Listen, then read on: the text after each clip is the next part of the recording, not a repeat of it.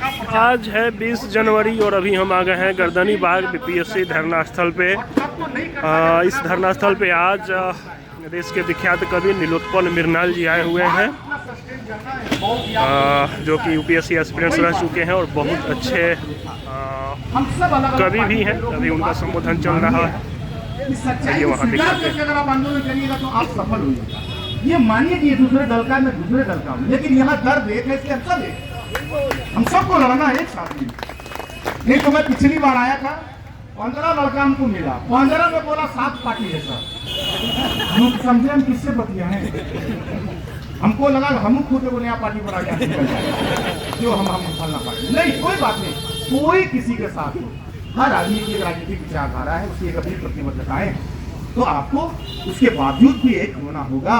क्योंकि जब आप अपने कमरे में जाके, जब आप टेबल पर जब एनसीईआरटी में मूरी गाड़ेंगे, तब आप एक हैं, फिर कोई को दूसरा दल नहीं है, फिर आप एक हैं और एक ही दलदल में फंसे हुए लोग हैं, हाथ पकड़ के निकलना है। आज सरकारी नौकरी की परीक्षाओं को व्यापक स्तर पर हतोत्साहित किया जा रहा है। पटना के सड़कों पर बीपीएससी का छात्र बैठना, ये सड़क खाली है। अगर यहाँ पर कोई अभिभावक, कोई गार्जियन, अगर किसी को चिंता नहीं है तो ये चिंता हमारी नहीं है, समाज की है। मर चुका है ये समाज, उसको पता नहीं वो क्या कर रहा है, उसको पता भी नहीं। आप इतना महत्वपूर्ण काम कर रहे हैं, लेकिन वही है, क्योंकि जिस घर में एक लड़का तैयारी करता है, उसको बगल वाला पड़ोसी कहता है, देखा उनका लड़का गुड़गांव में काम पकड़ लेला, तू पढ़ते बारा। उनका लड़की का बियाह हो गई, हमारे लड़की पता रहे भगवान कौन हम आपस में पैदा होती है।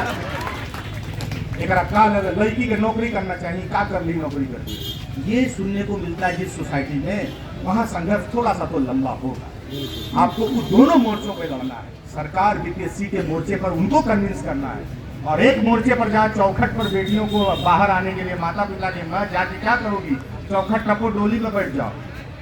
और जहाँ लड़कों को ये बताया जा रहा है कि चौखट टप के अगर वापस आओगे तो कुछ लेके आना चाहिए, लेकिन तुमको घर चलाने के लिए निकलना है, वहाँ कन्विंस करना जरूरी है कि ये संघर्ष लंबा है और आप लोग साथ टिके रहे। तो मैं यही आह्वान करूंगा कि देश भर के बुद्धिजीवी, पढ़े लिखे लोग, जिनकी बातों को सुन के हम रील स्क्रॉल कर करके अभिभूत हो जाते हैं, है ना, क्या आहा विद्वान, आहा विद्वान, इन सबको आपके साथ आना चाहिए, आपके पक्ष में बोलना चाहिए। मैं उन तमाम टीचर से जो दिल्ली में, जो पटना से बाहर हैं, जो छात्रों को पढ़ाते हैं, जिनकी कक्षाओं के लोग आज सड़कों पर लाठियां खा रहे हैं, जो पटना के बाहर के हैं, उन टीचर्स को आके पॉडकास्ट में बोलना चाहिए, इंटरव्यू में बोलना चाहिए, किसी मौके पर बोलना चाहिए। ये क्यों नहीं बोल रहे, ये बहुत जरूरी है। मैं इसलिए यहाँ पे आया क्योंकि ये बात आपके बीच से कोई बोलेगा तो कहेगा छात्र बोल रहा है, इसको तो जरूरत है, नहीं है इसको जरूरत हमारी सोसाइटी को है, ये पढ़े। मैं एक बात हमेशा कहता हूँ अपने कार्यक्रमों में कि साहित्य जो है, कलम जो है, वो किसी भी सत्ता का सबसे मखमली विपक्ष होता है। क्या बात है। और दुनिया में जो सरकार कलम जैसे विरोध को अपना साथी नहीं बनाती है, जो सरकार कलम के विरोध का दमन करती है, उनके विरुद्ध लाठियां और बंदूकें खड़ी होती हैं। इसलिए कोई भी सौभाग्य, लोकतंत्र में सरकार सौभाग्यशाली है कि उसके खिलाफ छात्र खड़े और कह रहे हैं हमारा काम करो। अरे हम छात्र और कलम में साहित्यकार बोले तो इससे बढ़िया लोकतंत्र क्या होगा। तो इसीलिए आपके साथ कलम खड़ा हो, पहली जरूरत तो मैं कलमकारों से कहूंगा, मैं इस देश के साहित्यकारों से कहूंगा, मैं इस देश के कलाकारों, फिल्मकारों से कहूंगा, जो कहते हैं कि हम देश और काल के समस्याओं पर फिल्म बनाते हैं, है ना, उनको आप पर बोलना चाहिए। ये मुद्दा इतना छोटा नहीं है। बिहार की जो जनसंख्या है और जितने तरह के लड़के और लड़कियां यहाँ पर पढ़ के पढ़ाई पढ़ रहे हैं, बीपीएससी का एग्जाम बिहार के पूरे समाज शास्त्र को बदलने का मैकेनिज्म का नाम है। अगर इसमें खोट होगा तो समाज को आंदोलित होगा ही होगा।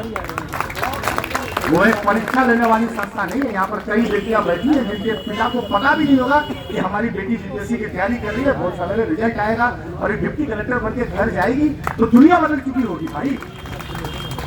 इतनी आसानी से पिरामिड को उलटने वाला कोई मैकेनिज्म नहीं है दुनिया में। और अगर आप उस मैकेनिज्म पर फॉल्ट होगा, उस मैकेनिज्म पर अगर खतरा मंडराएगा तो समाज तो आंदोलित होगा ही होगा। ये राजनीति का मुद्दा ही नहीं है। देश में राजनीति सुरक्षित रहे और राजनीति को अच्छे लोग मिले, इसके लिए जरूरी है कि आपकी परीक्षा अच्छे तरीके से हो। तो आप अपने अपने जीवन में जो भी कर रहे हैं, बेहतर कर रहे हैं, करते रहेंगे, लेकिन ये लड़ाई इसलिए लड़ते रहिएगा क्योंकि छात्र आंदोलनों से भी भरोसा उठ रहा है दुनिया में। हमने विगत 10 वर्षों में कई छात्र नेताओं को देखा कि उनकी भ्रूण हत्या हो गई। उनको छात्रों के लिए लड़ना चाहिए था, उनको जो नेम फिल्म मिला उसका इस्तेमाल वही है, यूथ बूथ पर खर्च हो गया। उनको छात्रों के बीच में होना चाहिए था, बिना किसी हिचक के होना चाहिए था, बिना किसी लॉजिक के होना चाहिए था। ऐसा कौन सा कारण है कि हिंदुस्तान का कोई छात्र नेता बीपीएससी के इस आंदोलन में अभी तक नहीं उतर के आया? क्यों नहीं आया? इसका कौन सा लॉजिक हो सकता है?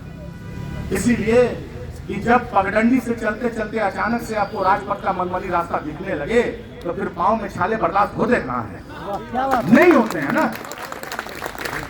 तो इसलिए आपने तो चूंकि पगडंडी और कटीला रास्ता चुना है, आपको जीवन में कभी राजमार्ग मिलने वाला नहीं है, लेकिन कटीले रास्तों का जो यश होता है वो टिकाऊ होता है, उसको पीढ़ियां नाच करती है, इसलिए आप पर नाच करेंगे लोग।